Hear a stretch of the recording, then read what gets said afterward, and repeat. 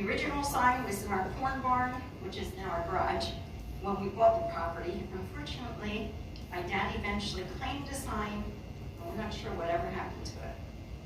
Oh, by the way, beef is not included in the sample house. I'm not sure why there's a steer there. Okay. That's one of those things you can't ask your dad anymore. This picture is of my mom with my twin brother Ray and I when we were about 9 months old in 1955 on the south side of the house. There was a yard at that time, but eventually both the yard in the front of the house and the south side of the house were cut back significantly to make room for Nisley Drive and Bird Road. In 1954, when my dad realized he was going into the building business, he decided to go see Ed Nisley on Rosedale Avenue, who owned a farm there, to make an offer to purchase that farm. Mm-hmm.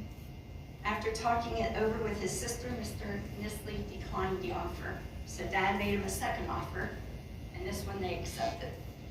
Dad put a deposit down to hold the farm. The final arrangement was that Ed Nisley would farm the land for 1 more year, and then Dad would take ownership.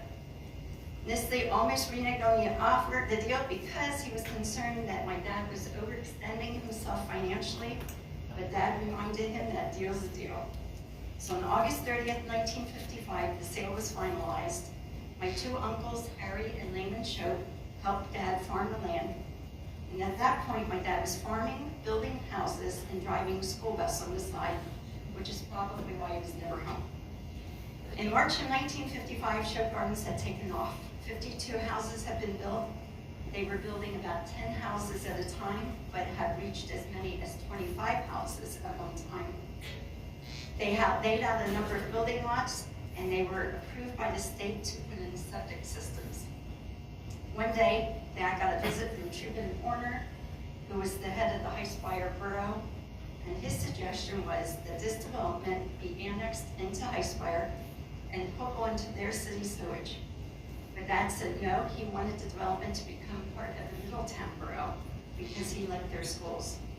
So they made an agreement that if he sold 68 houses and paid $32 per year for sewage, that they would be guaranteed 68 sewer connections.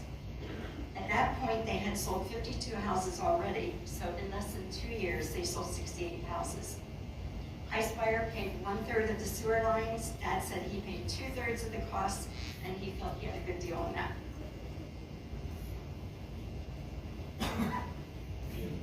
In July of 1955, Middletown celebrated their 200th bicentennial. A book was published commemorating the bicentennial. Dolphin Homes put an ad in the book advertising Shope Gardens, and the price increased to $11,200. As far as the name Shope Gardens and where it came from, my mom had a garden. So development became Shope Gardens. As the street names, he named 4 streets after his kids, Shirley Drive and Circle after my older sister. And honestly, when you're the oldest, you get all the pictures, right? She also has the longest street, okay? Donald Avenue after my older brother, Donnie. Ray and Faye Roads after my twin and me. And honestly, I'm the smallest road, even though my twin is the youngest. There was already an Ann Street in Middletown, so they couldn't use the name Ann for my mom. Instead, they ended up using her middle name, which is Sarah. And for himself, since my brother's Donald, he decided to name one street James, which was the name his brothers gave him. Theodore Avenue and Richard Avenue were named after his business partners. The biggest year for Dolphin Homes was 1956 when they built 82 homes. They had 50 men working for the company at that point.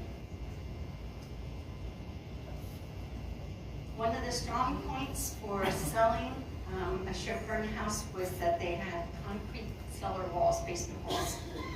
They would have 4 concrete trucks pouring concrete all at the same time, so not to push out the concrete forms. The men would then make the walls for the houses using the corn barn, which is now our garage, behind the farmhouse as their workstation. They had a 30-inch high table that was 16 foot long with black lines painted every 16 inches. The barn behind us was used for storage.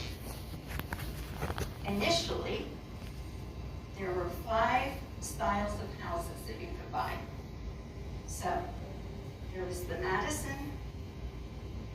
Lancaster, the Mount Vernon, the Arlington, the Nantucket.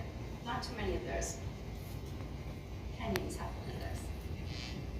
And then eventually they added another one called the Georgian Colonial Ranch. And then years later they added another one called the Virginian. A lot of them are quite similar, so when you think about it, only a few Cape Cods, so that brings it down to 5.